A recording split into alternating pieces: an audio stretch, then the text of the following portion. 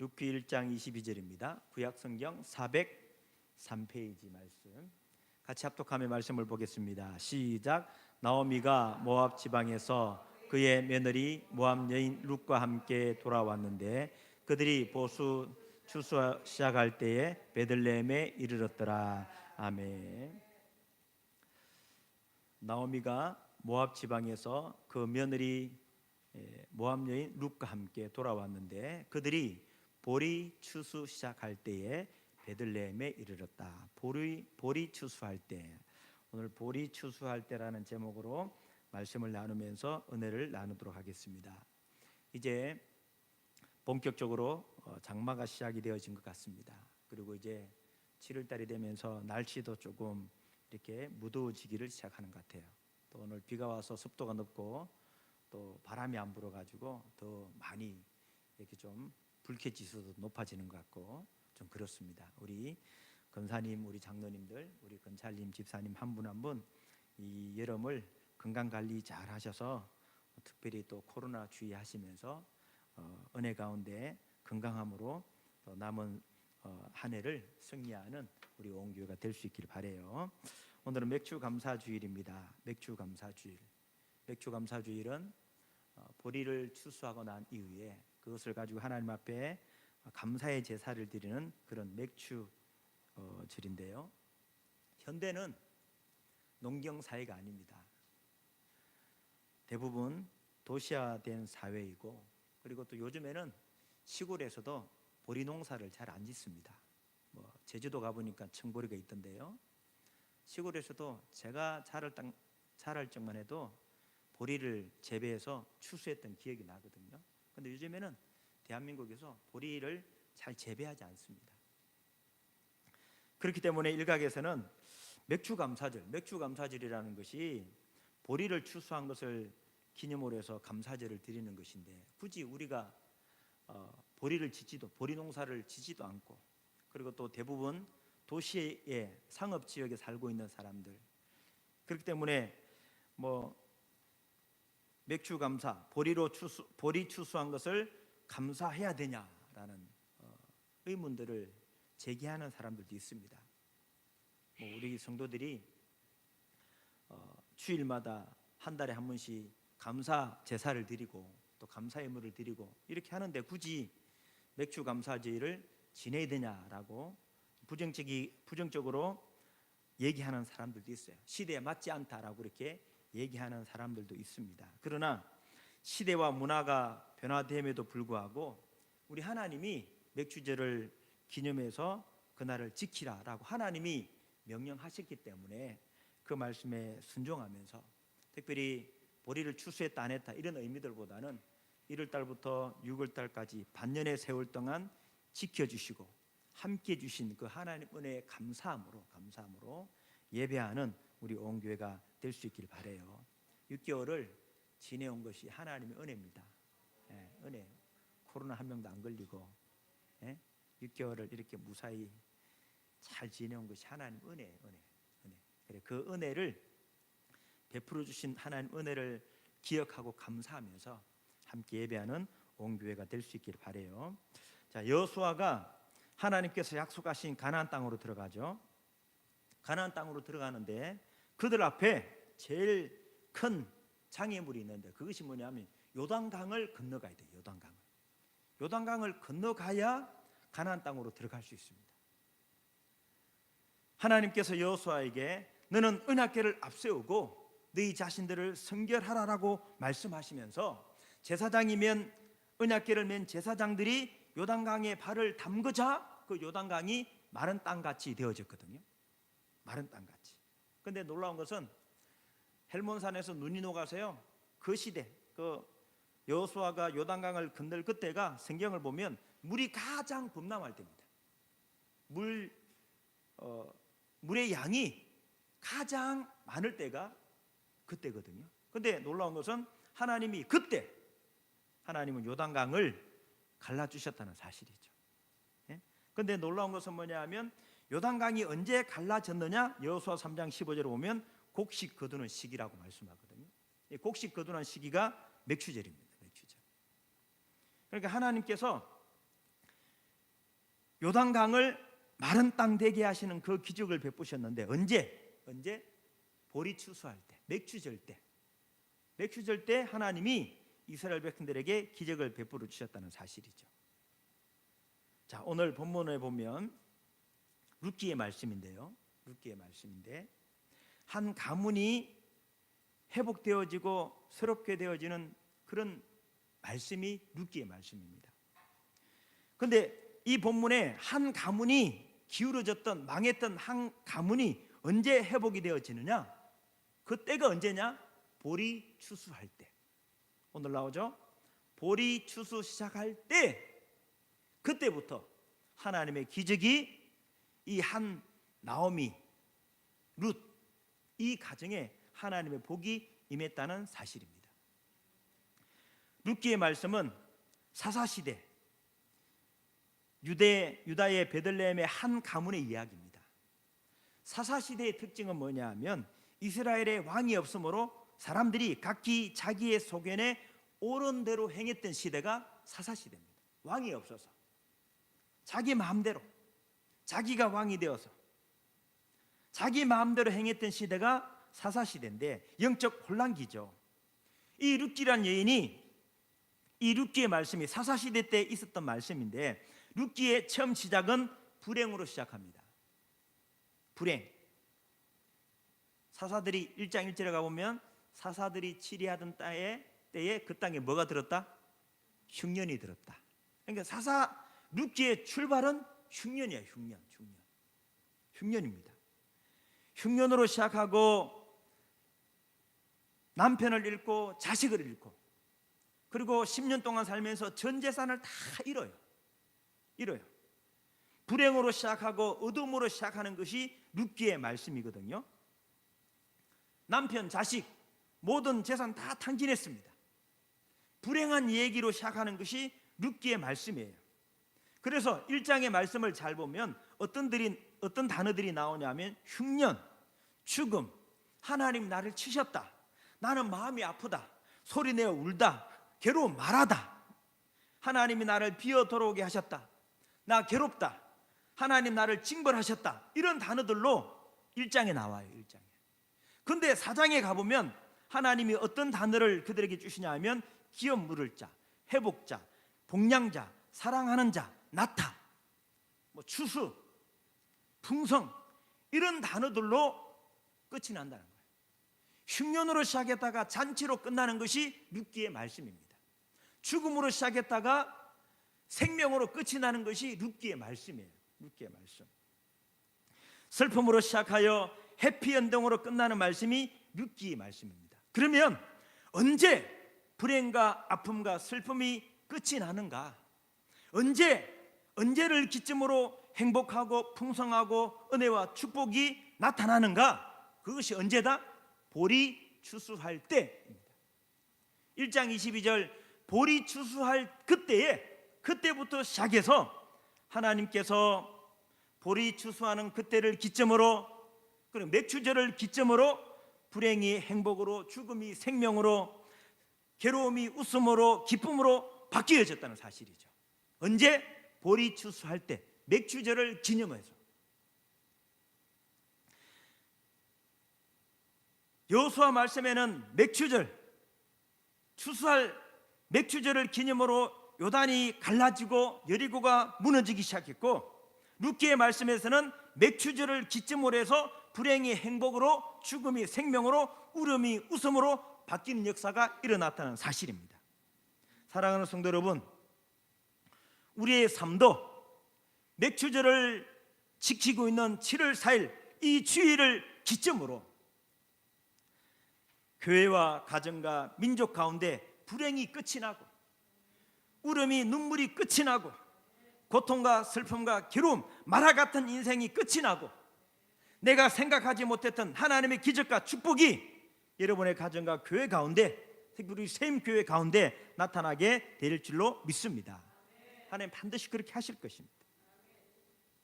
맥추절은 보리를 추수하여 그 추수한 곡식을 감사함으로 하나님께 드리는 절기입니다. 보통 보리는 언제 심느냐? 저도 어릴 적에 보리를 심었던 기억이 나거든요. 10월 초, 중, 말 10월 달에 보통 심습니다. 네? 맞죠? 10월 달. 그리고 보리는 언제 추수를 하느냐? 봄에 추수합니다. 봄에. 10월에 심었던 그 보리는 혹독한 겨울을 지납니다. 엄동설한의 눈보라를 맞으며 혹독한 그 겨울의 추위를 보내고 난 이후에 보리를 추수할 수 있다는 사실이죠. 12월 달, 1월 달, 2월 달 가장 추운 달이잖아요. 그 가장 추운 날씨를 견디어내야 열매를 맺을 수 있다는 사실입니다. 모든 식물이 다 그렇죠. 심는다고 바로 열매를 거둘 수 있는 게 아닙니다. 심었으면 일정한 기간이 지나고 난 이후에 열매를 얻을 수 있다는 것이죠. 우리 어른들, 우리 권사님 집사님들은 상추를 심잖아. 가정에 상추를 심어도 아무리 빨리 자라도 한 2주 정도 있어야 상추를 따먹을 수 있습니다. 심고 바로 거둘 수 있는 건 없어요. 시간이 지나야 됩니다.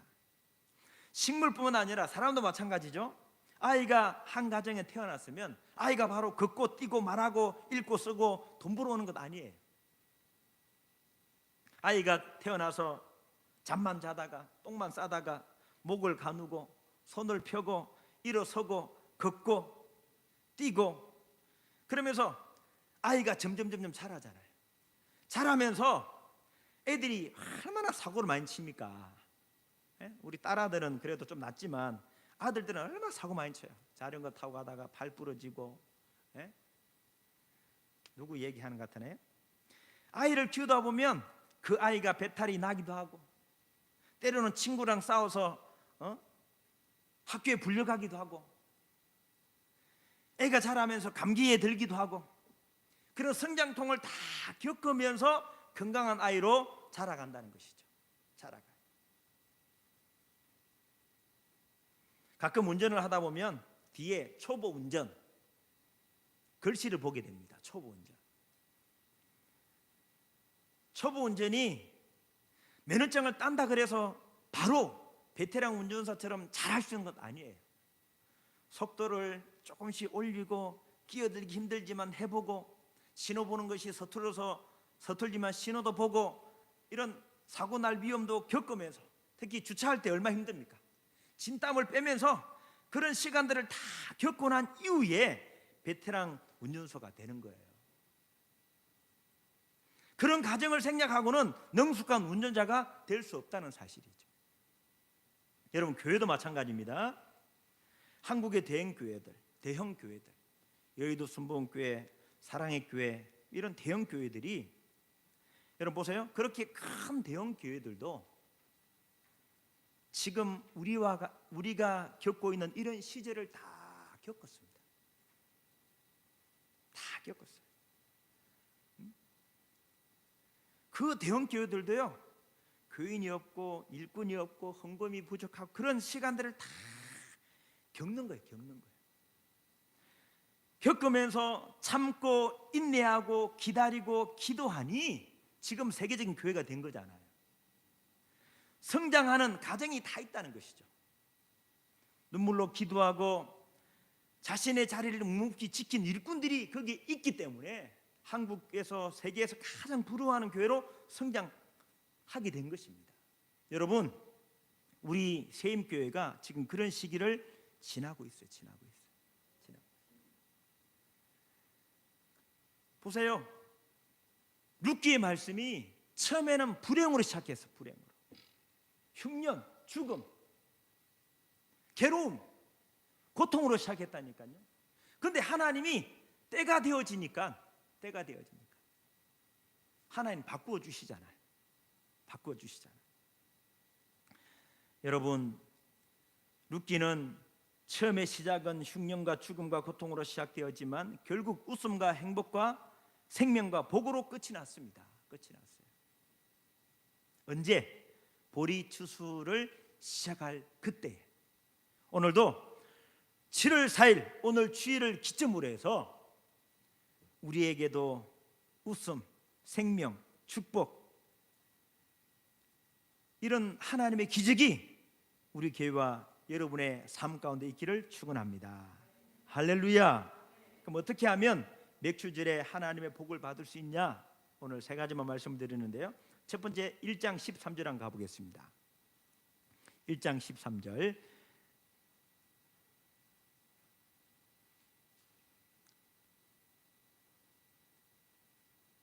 14절이네요. 14절 시작. 그들이 소리 높여 다시 울더니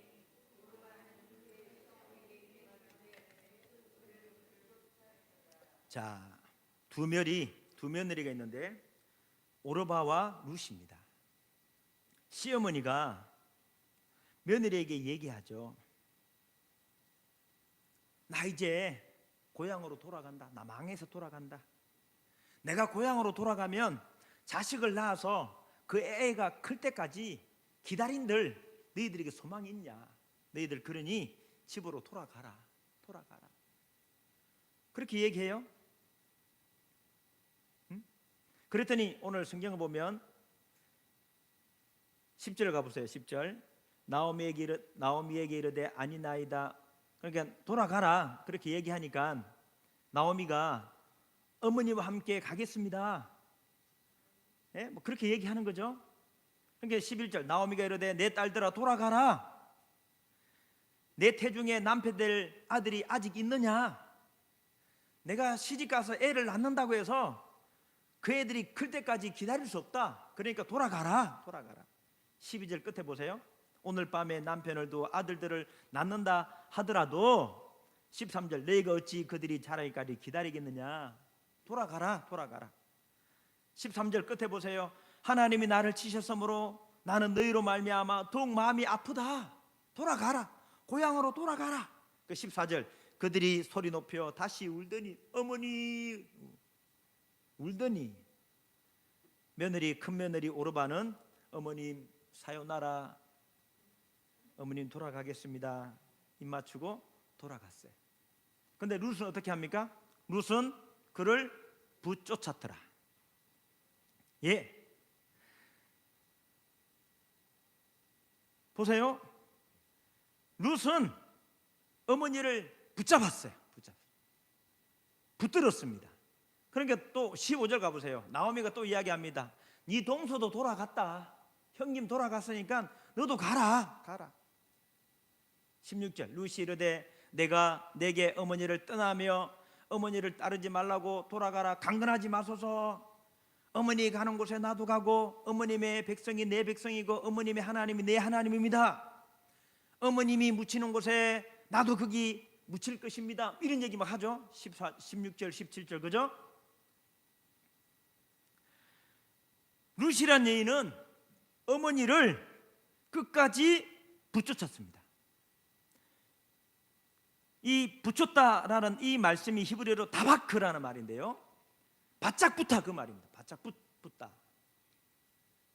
그러니까 룻이란 여인이 왜 축복의 여인이 되어졌느냐? 그것은 바로 끝까지 붙쫓았기 때문에.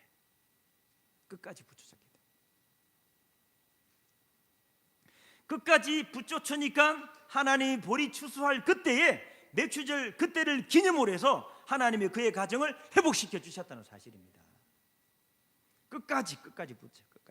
여러분, 주님을 끝까지 붙드시기를 축복합니다. 예, 주님 끝까지 붙드세요. 끝까지.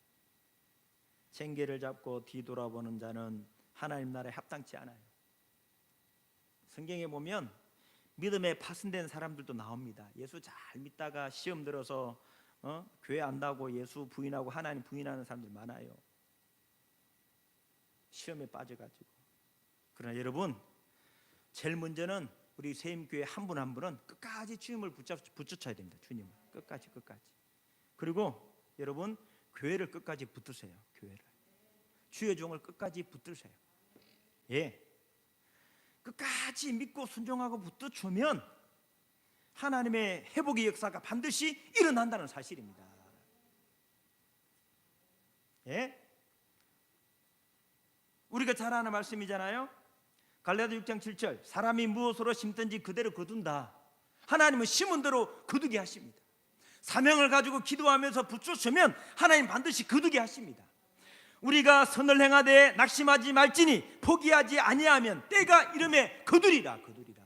하나님의 때가 되어지면 거두게 하신다는 사실이죠. 이 사실을 믿고 끝까지 붙여쳤어요. 반드시 하나님의 회복의 역사가 일어난다는 사실입니다.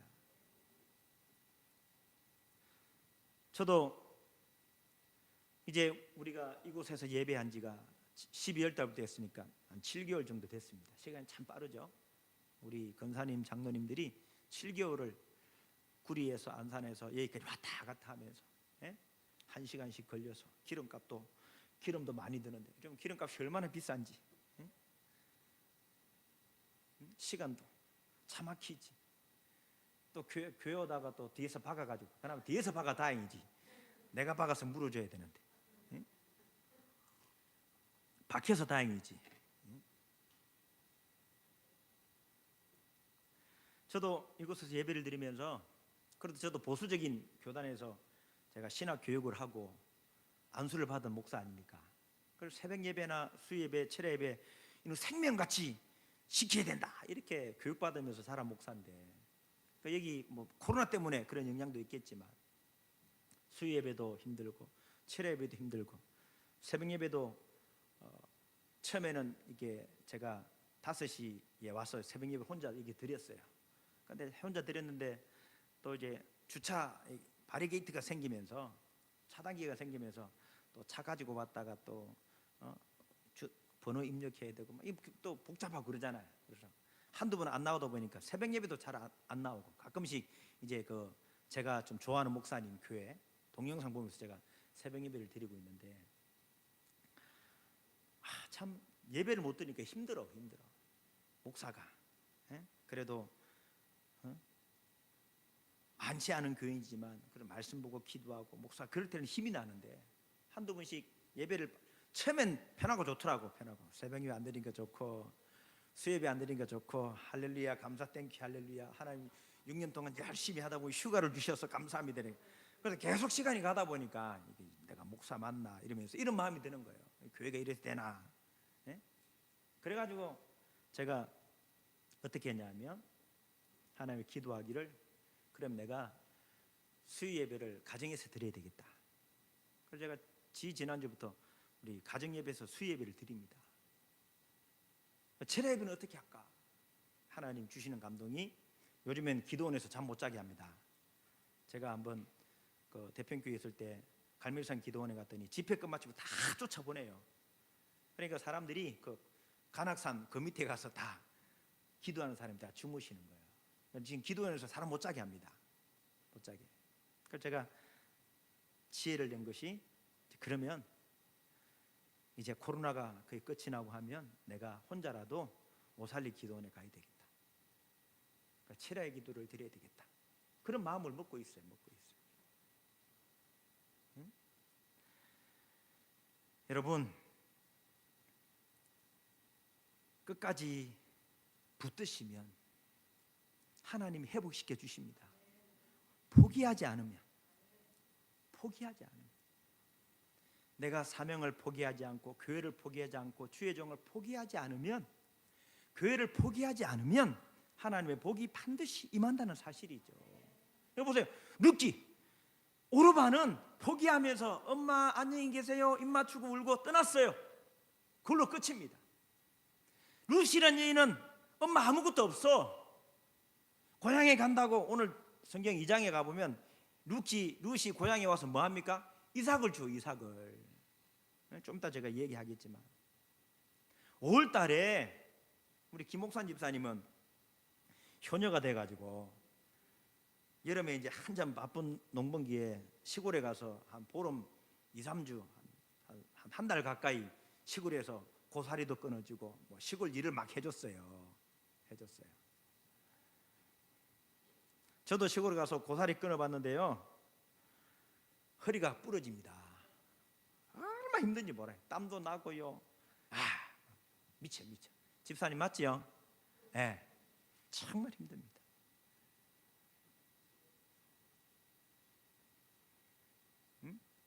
이 여인이 고향에 돌아간다고 해서 뭐가 있는 게 아니에요. 자기 시어머니가 뭐가 숨겨놓은 보화가 있는 게 아니에요. 이 여인이 자기가 이삭을 주어서 엄마를 복양해야 돼요. 얼마나 힘듭니까? 그런데도 끝까지 붙여치니까, 끝까지 어머님을 붙드니까 하나님이 회복시켜 주시잖아요. 예? 여러분 끝까지 붙드시기를 바랍니다. 끝까지 붙들면, 제가 화요일날 우리 노예 세미나를 갔다 왔거든요. 예? 노예 세미나를 갔어요. 그 강사 목사님이 우리 노예 이제 정예적으로 일을 하는 목사님인데, 그 목사님이 세미나하면서 무슨 얘기를 하냐 하면, 아버님이 기도하시다가 아버님이 갑자기 목사님인데 아버님이 갑자기 돌아가셨어요. 갑자기. 그래서 젊은 나이에 전도사 때 그 교회를 맡아서 자기가 이제 사역을 하는 거죠. 예? 그때만 해도 그런 게 가능했습니다. 지금 이 시대야 뭐 아들 물려준다 그러면 데모하고 막 그러지만, 아버님이 갑자기 돌아가셨으니까 누가 맡을 수 없으니까 그 아들이 신학교 다니면서 교회를 이렇게 세워갔어요. 근데 그 목사님 뭐라고 이야기하냐면 13년 동안 한 명의 교인도 안 늘었다는 거예요. 13년 동안 한 명도. 근데 13년이 지나고 난 이후에 하나님이 은혜 주셔서 교회가 부흥되더라. 그러니까 말이 13년이지, 예?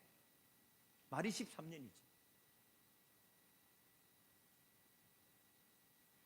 보세요. 기도하고 인내하고 기다리니까 하나님이 부흥을 주시잖아요. 여러분, 제가 처음에 서론 얘기했잖아요. 애가 자라면서 그냥 자라지 않아요. 사고 치고요, 감기 들리고요, 홍역 걸리고요, 별의별 고통을 다 당해. 그러면서 아이가 건강한 아이로 자라가는 거 아니겠습니까? 여러분, 끝까지 붙쫓는 자가 될 수 있기를 바랍니다. 붙쫓으면 하나님이 회복시켜 주실 줄로 믿습니다. 두 번째로 18절 한 가볼까요? 18절입니다. 시작. 나오미가 룻이 자기와 함께 가기로 굳게 결심함을 보고 그에게 말하기를 그치니라. 어떻게 했다? 굳게 결심했다. 예? 그죠? 굳게 결심했다. 사람이요, 결심을 잘해요. 새해가 되어지면 내가 뭐 해야 되겠다. 그 중에 한 가지가 뭐예요? 다이어트. 내가 몇 킬로 빼겠다. 우리 집에 그런 크루 모임들이 있습니다. 살 빼기 모임들. 누군지는 제가 개인 프라이버시가 있으니까 얘기 안 하겠지만, 둘째, 셋째 이런 애들이 있습니다. 결심하죠. 내가 새해에는 성경 1독 읽어야지. 네? 책을 몇 권 읽어야지. 내가 큐티 몇 번 해야지. 결심을 하죠. 근데 작심삼일이야. 작심삼일. 성경 1독 해야지. 그래서 창세기 잘 가다가 출애굽기 조금 재밌거든요. 그다음 모세가 시내산 올라가고부터 조금 지루하기 시작해. 지루하다가 레위기 가면 뭔 소리인지 하나도 몰라. 레위기에서 덮어. 레위기를 건너지를 않아. 레위기를. 응? 여러분, 사람들이 왜 행하지 못하느냐? 결심을 하되 굳게 결심하지 않기 때문입니다. 굳게 결심하면 반드시 이룹니다. 학생들 공부하는 건요, 굳게 결심하면 할 수 있습니다. 학생들 아멘도 안 하네. 예? 여러분 보세요. 굳게 결심한다는 것은요, 내 목에 칼이 들어와도 내가 이거 지킨다, 그 말입니다. 환경 따라 상황 따라 바뀌는 게 아니에요. 어떤 핍박이 와도, 예, 주기철 목사님 신앙을 지키잖아. 나 우상 일본에게 절하지 않겠다, 우상 숭배하지 않겠다, 감옥에 가잖아요. 모디를 걸어가잖아요. 그것이 어떻게 가능합니까? 굳게 결심하니까. 여러분, 하나님의 맥추절의 하나님의 복은 굳게 결심할 때 나타나는 거예요. 예? 다니엘 그 세 친구 보세요. 굳게 결심하잖아요. 왕의 진미와 포도주 먹지 않겠습니다. 굳게 결심하면서 뜻을 정하니까 하나님이 그의 얼굴을 더 빛나게 해주시잖아요. 하나님이 다니엘에겐 지혜를 주시잖아요. 몇 배의 지혜? 그들보다 10배나 탁월한 지혜를 주시잖아요. 결심하니까. 여러분 결심하시길 바라요. 결심. 세 번째로 맥추절 감사 때 하나님의 복이 어떻게 임하느냐. 오늘 2장 2절 한번 가볼까요? 자, 2장 2절 시작. 원하건대 내가 밭으로 가서 내가 누구에게 은혜를 입으면 그를 따라서 이삭을 줍겠나이다 하니 나오미가 그에게 이르되 내 따라 갈지어다 하매. 보세요. 세댁입니다. 세댁. 이방 여인이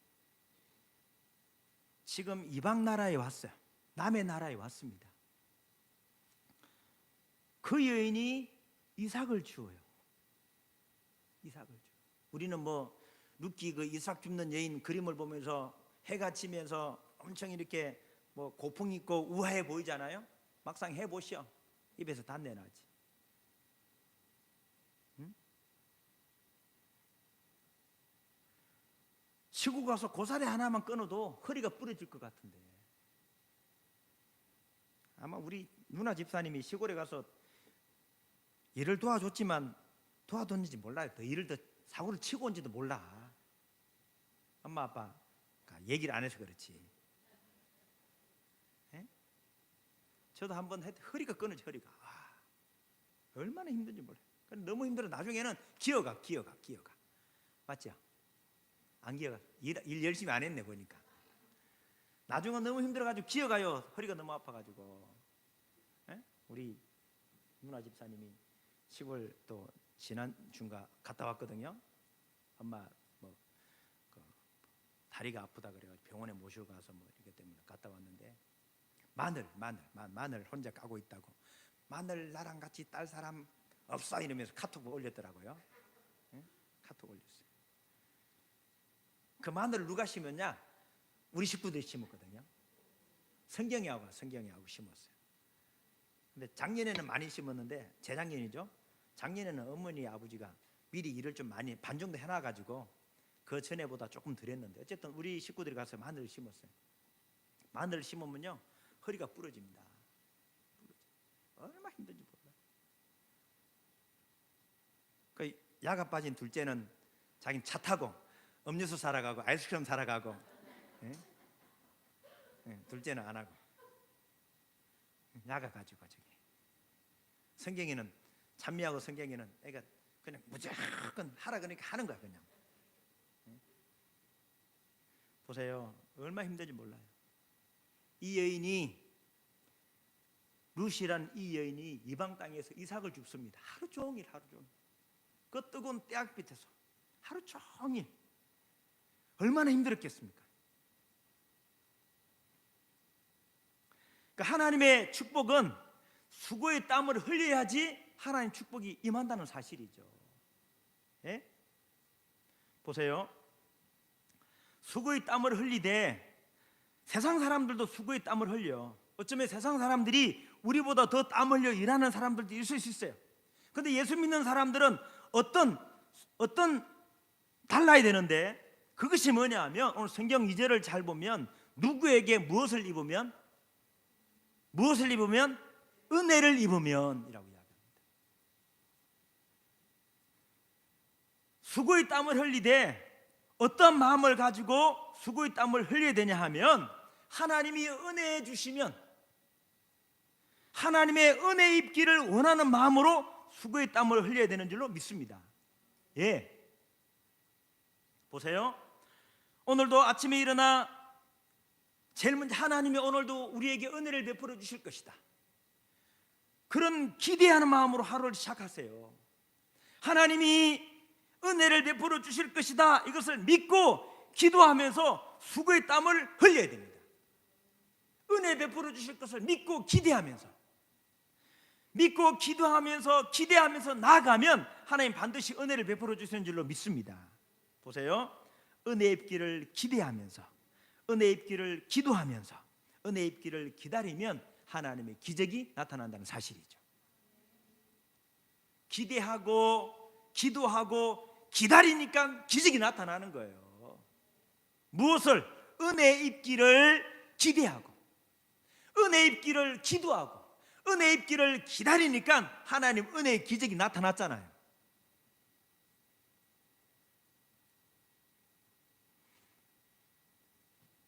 수고의 땀을 흘리되 하나님의 은혜 입기를 소망하면서 수고의 땀을 흘리면 하나님 반드시 회복시켜 주십니다. 여러분,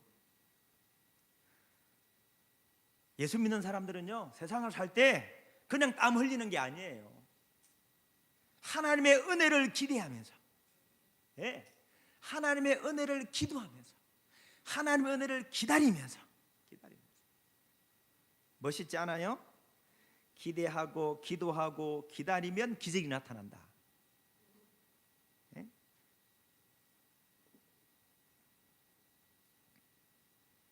여러분, 마지막 결론의 말씀인데요, 예수 믿는 사람들은요 반드시 복을 받게 되어져 있습니다.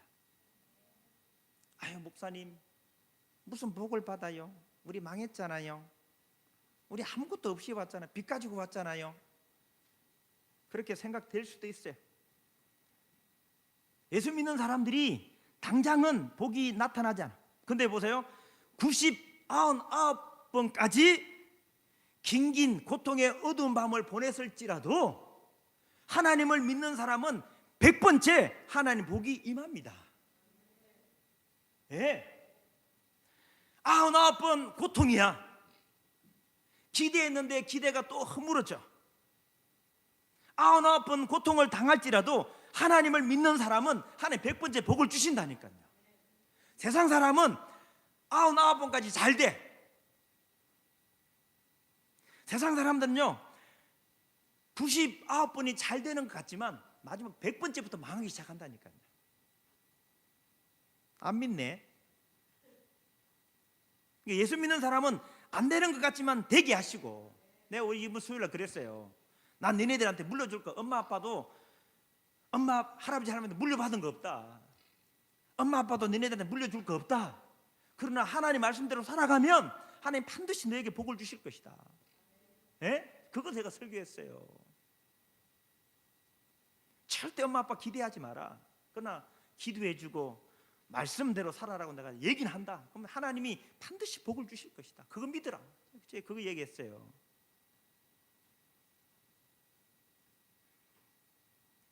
하나님을 섬기는 사람은요, 그래서 제가 그 얘기했어요. 예수 믿어서 할아버지 할머니 때부터 예수 1대 믿고 이제 엄마 아빠가 2대인데 하나님 2대만 그쳐가면 복 주신다. 절대 신앙 떠나지 말고 하나님 말씀대로 살아가라. 제가 그 얘기 설교했어요. 그러니까 하나님의 때가 되면 반드시 하나님 복을 주십니다. 99번이 안 됐을지라도 하나님을 섬기는 사람 100번째 잘 되게 하신다니까요. 네?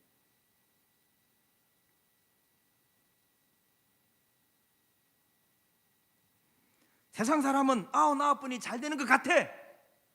하나님 일마다 잘 되는 것 같아. 그런데 한번 망하기 시작하면 영원히 망합니다. 여러분, 제가 룻기 말씀을 보면서 우리 교회도 이 룻의 상황과 비슷해. 룻기가 흉년으로 시작하잖아요. 죽음으로 시작하잖아요. 불행으로 시작하잖아요. 우리가 그런 것 같아. 우리 교회가 그렇게 시작한 것 같아. 떠밀려서 우리의 의지와 상관없이 떠밀려서.